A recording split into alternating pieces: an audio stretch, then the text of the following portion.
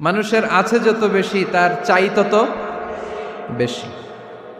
শেখ সাদি রহিমাহুল্লাহ ইরানের বিখ্যাত কবি, বালাগাল উলা বিকামালিহি কাশাফাদ দুজা বিজামালিহি, এই কবিতা লিখে বিখ্যাত হয়েছিলেন। তো ওনার একটা সময়ে আর্থিক দৈন্যতা যাচ্ছিল, টাকা পয়সা ছিল না, ফলে পায়ে দেওয়ার মতো জুতা ছিল না। কি ছিল না? জুতা ছিল না। তো খুব আফসোস করে একদিন মনে মনে আল্লাহরে বলে, আল্লাহ আমি এত বড় কবি, আমার পায়ে দেওয়ার মতো জুতা নাই। আহা, আফসোস করে ঘর থেকে বের হয়েছে। বের হয়ে দেখে এক ভিক্ষুক ভিক্ষা করে, ওই ভিক্ষুকের দুইটা পাই নাই। ভিক্ষুকের দুইটা, আর কবি সাহেবের কি নাই? জুতা নাই। কবি সাহেব যখন এই দৃশ্য দেখছে, হায় রে আমার তো পা আছে, এর তো পাই নাই, সেজদায় পড়ে গেল। আর আল্লাহরে বলে, আল্লাহ শুকর আলহামদুলিল্লাহ, বেশ ভালো আছি, আর কিছু লাগবে না। এজন্য শান্তি হচ্ছে শুকর আলহামদুলিল্লাহর ভিতরে। শান্তি কিসের ভিতরে?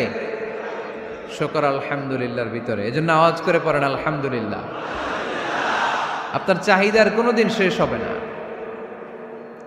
দেখবেন যার পা নাই, সে পা দেখে আফসোস করে, ইস লোকটা হেঁটে যায়, কি সুন্দর যায়, আমি তো হাঁটতে পারি না, যদি হাঁটতে পারতাম, যদি দুইটা পা থাকতো। যার পা আছে সে সাইকেলওয়ালাদেরকে দেখে আফসোস করে, ইস আমার যদি একটা সাইকেল থাকতো তাহলে তার হাঁটা লাগতো না, সাইকেল দিয়ে বাজারে যেতাম। যার সাইকেল আছে সে আবার হুন্ডাওয়ালাদেরকে দেখে আফসোস করে, ইস একটা হুন্ডা যদি থাকতো তাহলে তো ভোঁ ভোঁ করা যাইতো না। হুন্ডাওয়ালারও আফসোস আছে প্রাইভেট কারওয়ালাদের দেখে, তারা আফসোস করে, ইস আমার যদি একটা কার থাকতো তাহলে তো কার চালাইতে পারতাম। যাদের প্রাইভেট কার এদেরও আফসোস আছে, ইস আমার যদি একটা হেলিকপ্টার যদি থাকতো তাহলে তো উড়াল মারতে পারতাম, ঠিক কিনা?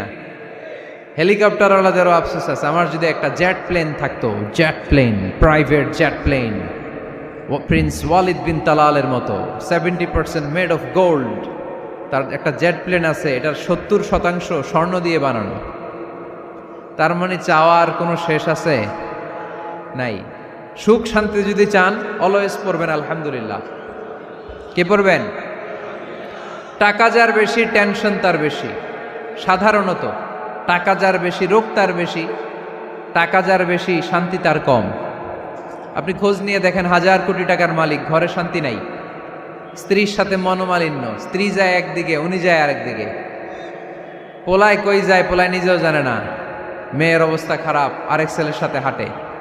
তো এই হচ্ছে এদের লাইফস্টাইল। সবাই না, আল্লাহওয়ালা যারা তারা ভিন্ন। রাতে এদের ঘুম হয় না, অনেকগুলো ঘুমের ট্যাবলেট খেয়ে ঘুমাতে হয়, ঘুম আসে না, ঘুম আসে না।